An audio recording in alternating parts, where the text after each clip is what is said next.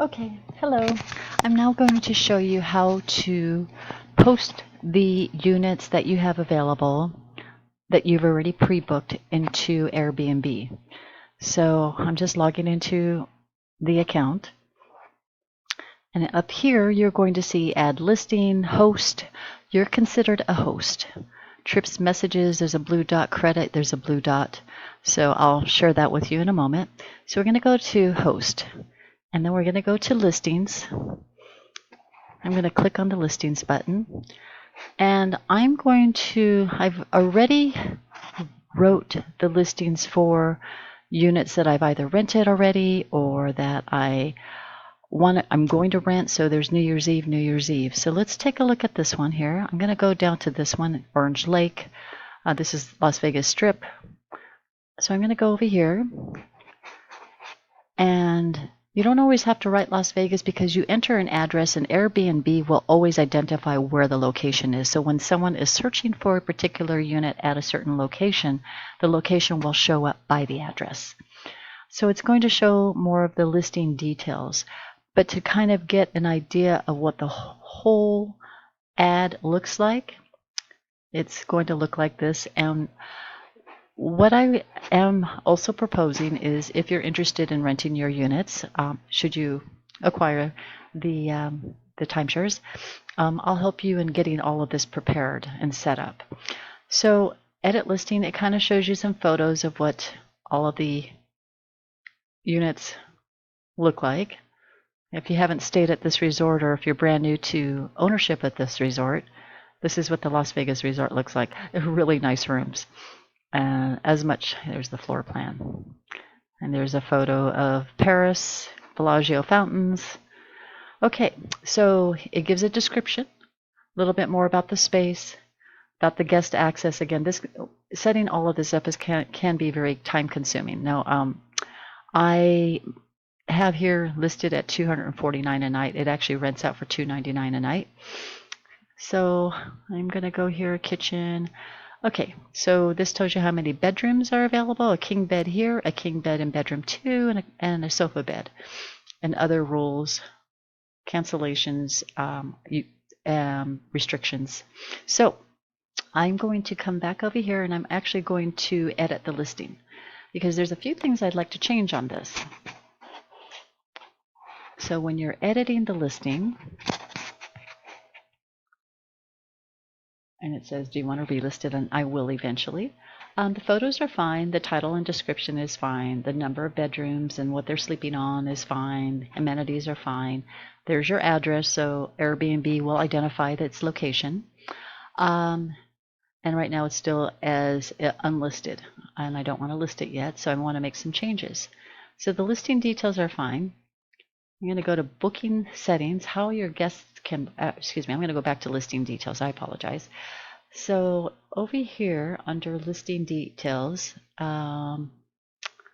it will have, okay, booking settings. It's been a while since I've actually done this here, so just been a few months. Okay, how your guests can book. It tells you how they can book. Because these are pre-booked units, they can book automatically. But if you ever wanted to open it up so that your guests can go ahead and rent a unit and they put in a reservation request, you just click this icon right here. All right. Guest requirements. I don't usually require government issued IDs, only because some people do come from other countries and they want to stay there. House rules, again, this is all pre-set up. Check-in windows after 4, check-out is 10 a.m. So they already have all this information ahead of time. The pricing, so they have what's called smart pricing, and Airbnb will identify what's the best price for that unit at that particular time of the year. I never click on that.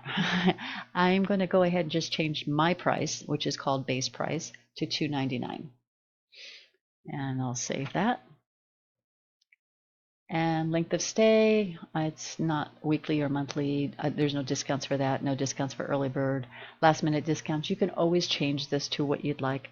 There is a security deposit. There is no cleaning fee, but there is a refundable security deposit at all of the Holiday Inn Club Vacation resorts.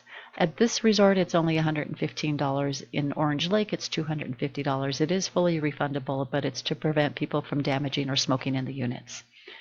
Availability. Now, this will let people know how far in advance they need to make a reservation and what's the least amount of time. So I'm going to just click on edit so you can see what this looks like, because this is going to be important. They can always book 9 months into the future. As an elite owner, you have that ability to book 9 months in advance for properties using the point system. Advance notice, at least 3 days advance notice. Now, what happens with New Year's Eve is there's a lot of last minute bookings. I'm telling you, a lot of them comes right after Christmas. So, but right now I'm going to do 3 days advance. I like to do 3 days advance for this particular unit at this location for that time of the year, because people will cancel. And when they do cancel, at least you know you've got 2 more days or possibly 3 more days to rebook it. And that's always easy to do. And then so I'm just going to hit cancel because I'm keeping everything the same. Last year I offered, because I think this unit was it was one of those units where I had to, I required somebody to stay only 2 nights instead of 3 nights, because it was a last minute booking. So the length of stay here for these units, because I reserve 4 nights, is minimum of 3 nights and the maximum of 4 nights. So they can toggle and pick which of the 3 nights, consecutive nights, they want. Do they want the 29th, 30th, and 31st, or do they want the 30th, 31st, and the 1st? 29th, 30th, 31st, and 1st? Or so they can kind of play around with the dates. I think you understand what I'm talking about there.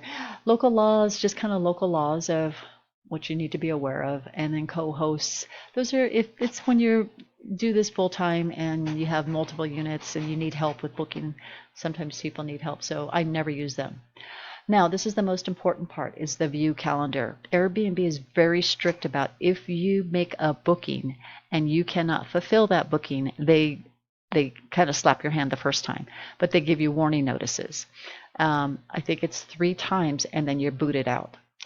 So I've already blocked the dates. See how there's a gray area with a line, a slash across? That actually means that those are dates that are blocked. They're not available to rent. So I want to go ahead and I'm going to make sure they're all blocked. Okay, they're all blocked. So here it is, September 2018. I need, when you click on that date, because this is white and it's showing available, I am going to show that from there all the way up until, and then this right here, if you see the green line underneath that, that would be for up through what dates. Now I don't want to go too far out, because then you'll be sitting here watching a blank screen. So I'm going to go all the way out to the 28th. And the further out you are, if you block 5 months out, this right here is going to take a little longer to save that information. And it looks like it is going to take a little while to save it. Because I'm using the video system, I'm just going to go ahead and I'm going to just unblock that for right now. I'm just going to book it. I'm just going to do this just so that, and I'm going to hit, it says available, and then I'm going to hit block, just so that I could show you how that works. And it should only take just a few seconds. There we go. And then you can always do it again. Go from the 1st, November 1st, and let's see, let's go through December 8th, and I'm going to hit blocked and save. Yeah, that's a lot easier.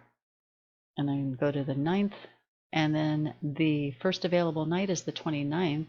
So I'm going from the 9th to the 29th, or the 28th, excuse me, that I'm going to block.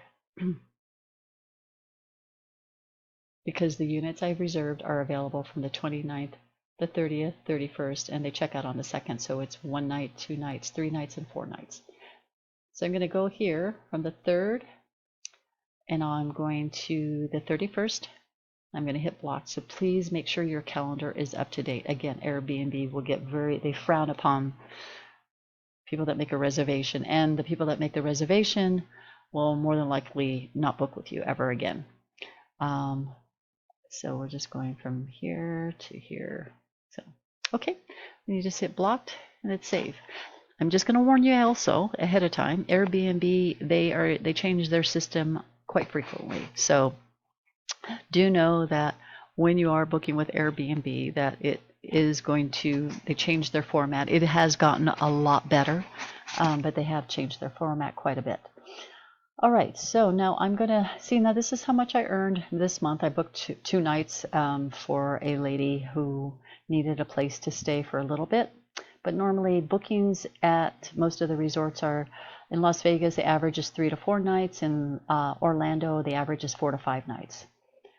So in my inbox, I'm trying to see, trying to get to all my my messages.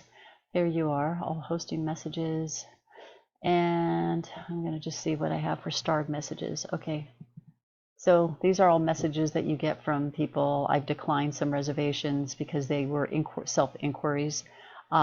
This one right here has expired, meaning that they sent in a request. I didn't have anything available. I kept trying and I couldn't find anything, so it was expired. Accepted. So those are different units at different dates. Okay, so that's how you make a reservation through Airbnb. And I did mention to you that I was going to show you what those messages mean. So when somebody stays with you, this is what happens. Airbnb really encourages reviews from both the host and the guest, the people staying at your units.